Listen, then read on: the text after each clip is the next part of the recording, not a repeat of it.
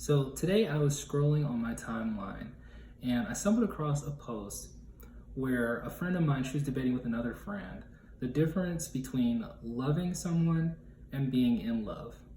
And I think that in our generation and just modern culture today, these two terms really do need to be defined. If you look at music or you look at movies, love is usually like this thing where it's this amazing high, it's this amazing rush, and you're crazy in love, you're drunk in love, and it's described as this overflowing emotion, and people think that that's really what love is. They think that love is something that's supposed to make you do crazy things.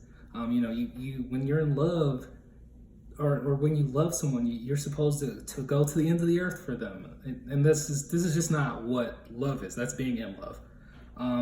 Love can't. It's a force that's only good.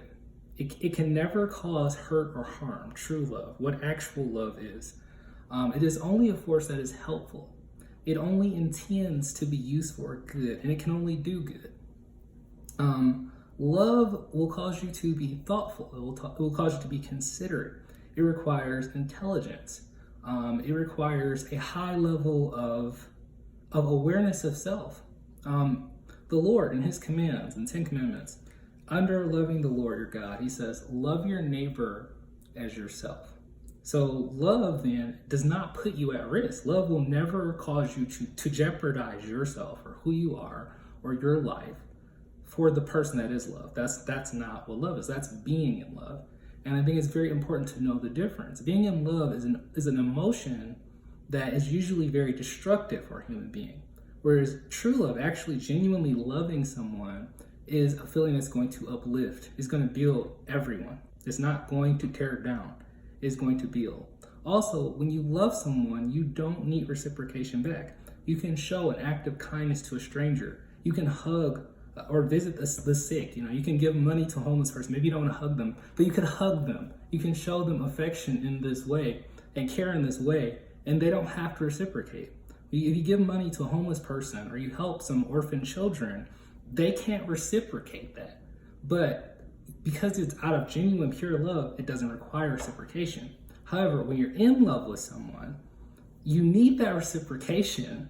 And even if you don't have or even if you get the reciprocation, a lot of times being in love is so close for many people to insanity. It's like the closest most people come, I think, in this life to being out of their mind, because they commit acts that violate themselves. When they're in love, they cast aside all reason, all caution, all concern for themselves. And sometimes this even turns into a spiral and becomes hazardous to the object of their affections. A lot of times we look at cases where a scorned lover murders their love interest. They were in love with them. Like the feeling, that sensation of being in love is what spawned this violence. But true love, genuine, pure love, will never cause harm. So being in love is a state that I think most people will experience in this life, but you have to have enough actual love to sustain yourself and keep yourself from descending into a spiral, from descending into something that is destructive, both for your life, the object of your affection, and others. So I think in relationships, what you should look for is someone that you genuinely love as you love yourself, making sure that your affections, your attentions, your intentions and desires towards this person don't compromise yourself.